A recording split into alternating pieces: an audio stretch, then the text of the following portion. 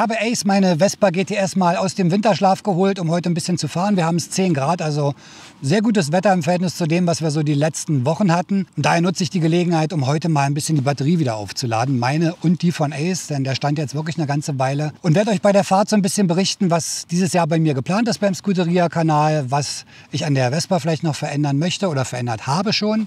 Und natürlich auch, was mit Neo, meiner BMW C400 GT ist. Aber bevor ich losfahre, zeige ich euch noch eine Sache, die ich an meiner Vespa GTS verändert habe. Bei den Reifen und Felgen habe ich schon wieder gewechselt. Ich bin wieder auf die 13 Zoll gegangen, hatte vorher die 12 Zoll drauf jetzt im Winter mit den Heidenau Winterreifen. Jetzt habe ich wieder die 13 Zoll Felgen angebaut, denn die Michelin-Reifen sind ja auch M&S-Reifen, kann man also auch im Winter fahren. Im Gegensatz zu der ersten Version ist die neue Version, der City Grip 2, tatsächlich ein M&S-Reifen. Der hat also nicht nur ein anderes Profil, sondern auch eine andere Gummimischung.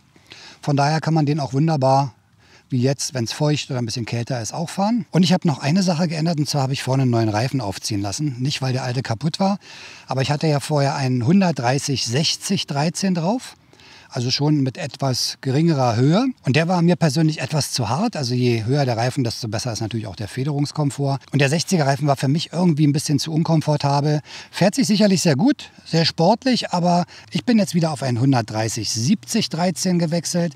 Also ein höherer Reifen. Die 70 gibt ja immer die Prozentzahl an von der Breite. Also 70% von 130 ist also doch um einiges höher als der vorherige Reifen. Merkt man auch beim Fahren, kann ich euch gleich bei der Fahrt noch mal ein bisschen was dazu erzählen. Hinten ist nach wie vor der 140/60 13 drauf. Den fand ich auch ganz okay. Der ist ein bisschen breiter, hat gute Straßenhaftung.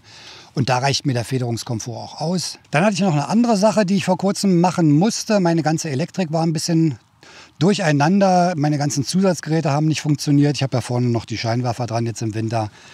Dann habe ich die beheizte Sitzbank, beheizte Griffe hier oben.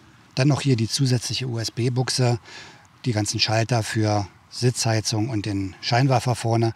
Und das hat alles nicht funktioniert. Und zwar alles nicht, komplett nicht. Ich dachte erst, wäre eine Sicherung, war aber nicht. Und dann hieß es also dann doch mal in der Garage alles abbauen. Denn wenn man an die ganzen Kabel ran will, muss man natürlich das gesamte Handschuhfach hier ausbauen. Den Lenker oben habe ich komplett abgebaut, damit ich da gut rankomme. Und habe dann die ganzen Kabelverbindungen überprüft. Zum Teil neu gelegt, auch neue Sicherungen noch dazwischen gelegt. Und siehe da, alles funktioniert wieder. Es war also scheinbar irgendwo, war da ein Wackelkontakt. Ich habe also alles nachgemessen. Aber ein Kabel hatte da einen Wackler, da war der Kontakt nicht richtig und dann war die ganze Elektrik tot. Also nicht das, was das Fahren angeht, also Licht etc. Aber mein ganzes Zubehör funktionierte nicht und da musste ich dann einmal ran. Das war ein bisschen eine Primelarbeit, also sehr umfangreich, wenn man da an die Kabel ran möchte. Aber jetzt funktioniert alles wieder 1A. Und von daher kann die nächste Saison jetzt langsam starten. Ist noch ein bisschen früh, da werden sicherlich noch viele kalte Tage kommen. Aber wenn es so wie heute 10 Grad ist, kein Problem, dann geht es mal ein bisschen auf die Bahn.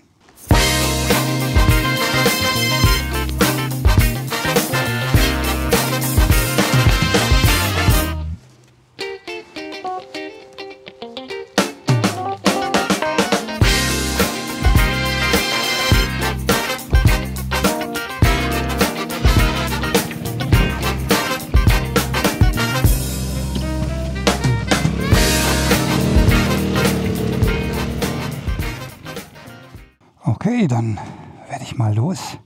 Man braucht jetzt auch nicht mehr die dicken Winterhandschuhe. Wirklich angenehm. Und das Wetter ist wirklich super. Etwa 10 Grad. Ein bisschen feucht noch überall. Hat heute Nacht die ganze Nacht geregnet wieder. Aber wie schön ist es doch, wenn man das erste Mal wieder nach so langer Zeit auf der Vespa sitzt. Da merkt man, was einem im Winter so gefehlt hat.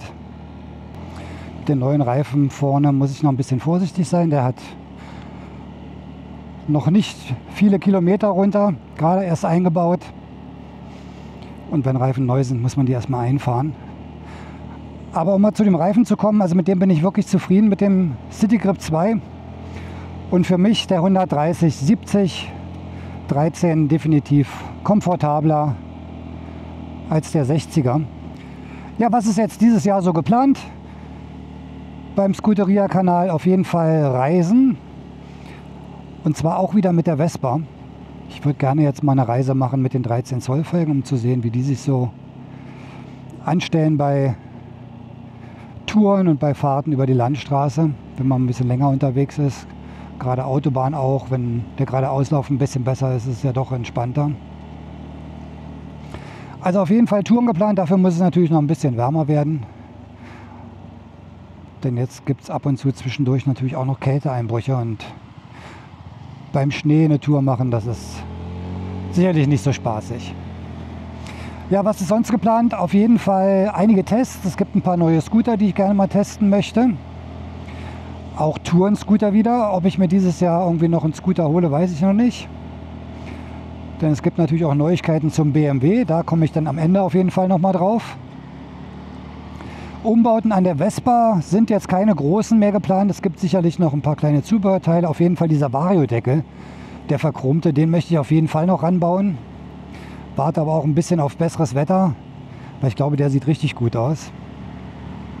Braucht dann natürlich ein bisschen mehr Pflege, aber ich glaube, das Verchromte gibt dann nochmal einen schönen Effekt da unten, hinten am Antriebsstrang.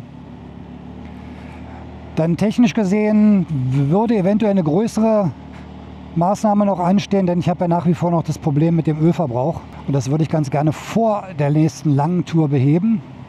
Auch mein Benzinverbrauch, wie ihr wisst, ist relativ hoch noch. Und da muss ich mal gucken, ob ich da jetzt entweder neue Kolbenringe einbauen lasse oder gleich den ganzen Zylinderwechsel mit Kolben. Da gibt es ja ein schönes Set von Malossi, was noch ein bisschen mehr Leistung gleich bringt. Und das wäre vielleicht noch eine Maßnahme, das noch einzubauen. Das ist natürlich eine große Umbaumaßnahme.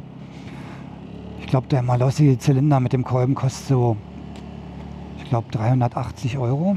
Also auch nicht günstig. Dazu kommt noch der ganze Arbeitslohn.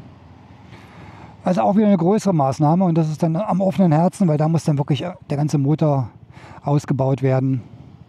Aber das würde ich an sich ganz gerne noch in Angriff nehmen, bevor ich dann wieder mit Ölkanistern bei der nächsten Tour angreife. Ja, das ist also das, was so in der nächsten Zeit mit der Vespa geplant ist. Ein paar kleine optische Umbauten noch. Dann eventuell, wie gesagt, der Malossi-Zylinder mit Kolben und Reisen. Das ist auf jeden Fall das, was ich dieses Jahr vorhabe. Ich möchte gerne ein paar schöne Reisen mit der Vespa machen. Die letzte Reise mit der Vespa ist ja doch schon ein bisschen her wieder. Und man kann ja mit der Vespa wunderbar touren. Gerade so wie ich sie umgebaut habe. Gut, bei der Reise habe ich jetzt nicht diese ganz hohe Scheibe hier dran. Da nehme ich immer meine gekürzte, aber hinten das GV Topcase. Und vom Gepäck zuladen her hat man da extrem viele Möglichkeiten. Also da freue ich mich schon extrem drauf, wieder mal eine Reise mit der Vespa zu machen. So, ich werde noch mal gleich tanken gehen und mal schauen, was meine Vespa jetzt so verbraucht hat in letzter Zeit. Ich bin jetzt bewusst ein bisschen Piano gefahren, um mal zu sehen, ob ich den Verbrauch runterkriege. Der liegt ja bei mir immer so bei 4 bis 4,5 Liter. Und jetzt bei vorsichtiger Fahrweise schauen wir mal, was dabei rauskommt.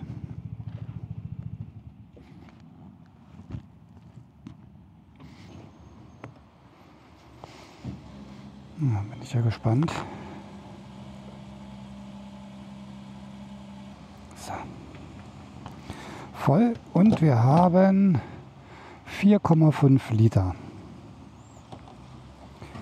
4,16.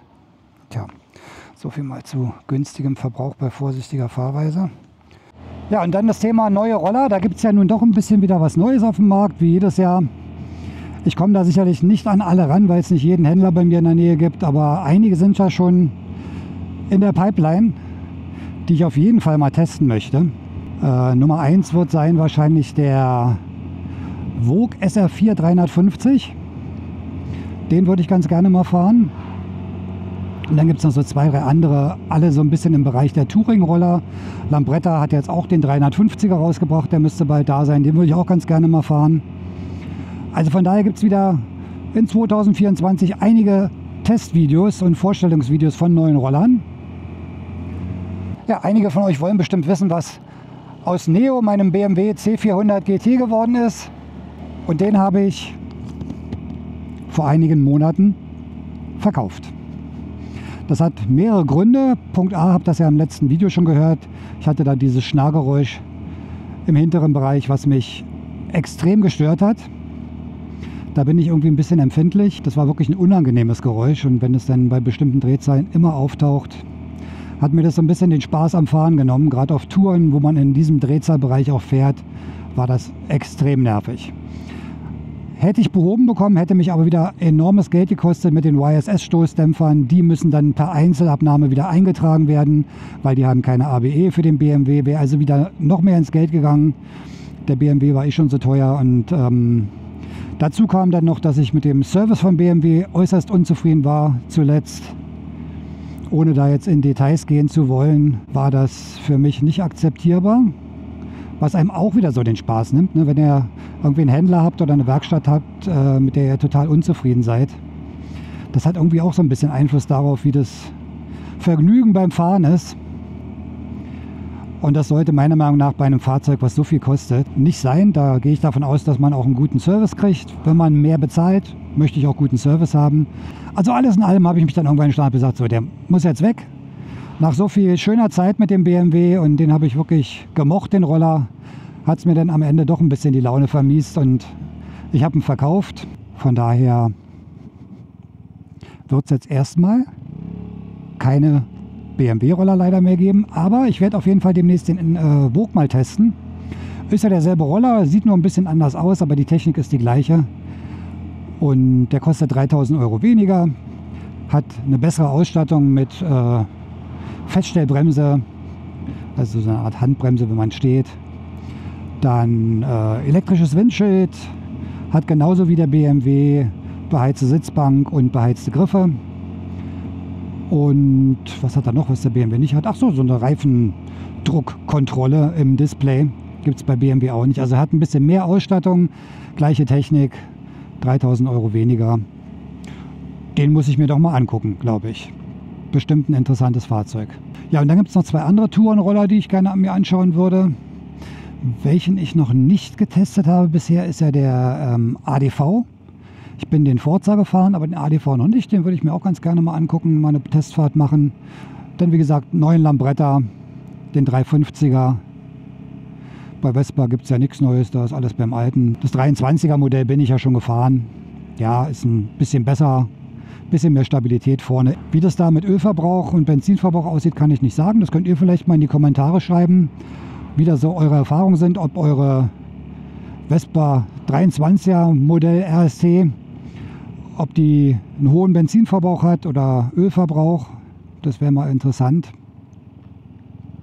Also wenn ihr die RST habt, schreibt mir gerne mal in die Kommentare, wie euer Eindruck damit ist. Vielleicht habt ihr ja auch einen Vergleich zum vorherigen Modell, ob sich da für euch jetzt wirklich was geändert hat, ob ihr da einen großen Unterschied merkt.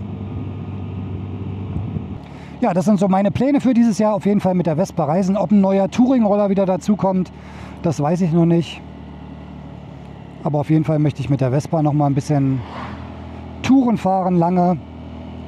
Und ansonsten halt, wie immer, Neuvorstellungen und ein paar kleinere Umbauten an der Vespa auch noch. Vielleicht gibt es ja auch ein neues Zubehör. Warten wir mal dieses Jahr ab. Das werde ich euch natürlich dann alles vorstellen, wenn es da was Spannendes gibt. So, ich werde jetzt noch ein bisschen über die Landstraßen fahren, Batterie nochmal richtig aufladen. Das doch angenehme Wetter, auch wenn es ein bisschen feucht ist, aber die Temperatur ist okay, noch ein bisschen genießen. Ja, ich hoffe, das kurze Video heute hat euch gefallen. Wenn ja, hinterlasst mir wie immer gerne einen Daumen nach oben. Und wenn ihr Anregungen habt, schreibt sie gerne unten in die Kommentare rein. Ja, und solltet ihr auch schon wieder auf eurer Vespa sein, dann fahrt vorsichtig, ist noch ziemlich glatt zum Teil. Und wir sehen uns dann beim nächsten Video. Macht's gut, bis dann, ciao.